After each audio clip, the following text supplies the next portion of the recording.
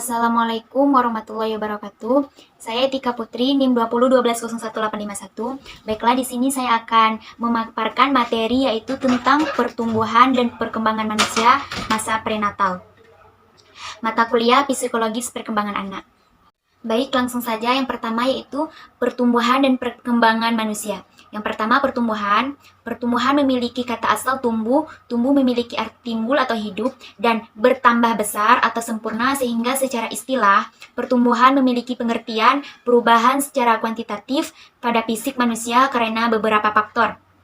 Ada faktor internal dan ada faktor eksternal.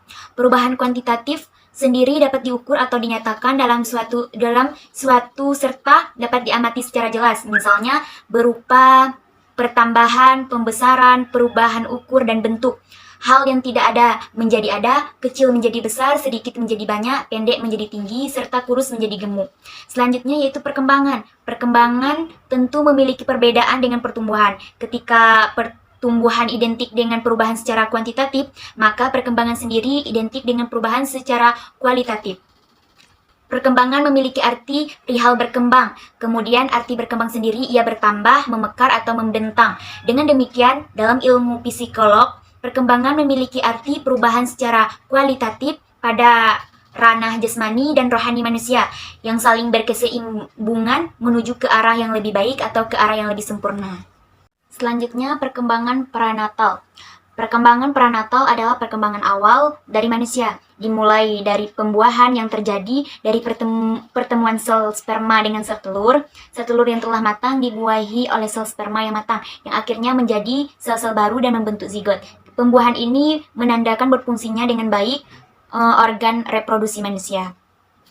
Di mana di dalam Al-Quran telah menceritakan proses terbentuknya manusia di dalam surah Al-Mu'minun ayat 12-14 yang artinya, dan sesungguhnya kami telah menciptakan manusia dari saripati berasal dari tanah, kemudian kami jadikan saripati itu air mani yang disimpan dalam tempat yang kokoh atau rahim, kemudian air mani itu kami jadikan segumpal darah, lalu segumpal darah itu kami jadikan segumpal daging, dan segumpal daging itu kami jadikan tulang belulang, lalu tulang belulang itu kami bungkus dengan daging, kemudian kami jadikan dia makhluk yang berbentuk lain. Maka Maha Suci Allah pencipta yang paling baik.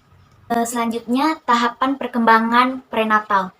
Perkembangan prenatal dibagi menjadi 3 fase. Yang pertama germinal, yang kedua embrio, dan yang ketiga janin. Yang dimaksud dengan fase germinal yaitu fase perkembangan prenatal yang terjadi 2 minggu pertama setelah proses pembuahan. Itu yang dimaksud dengan fase germinal. Terus fase embrio itu bagian dari perkembangan sebelum kelahiran yang terjadi 2-8 minggu sejak masa pembuahan.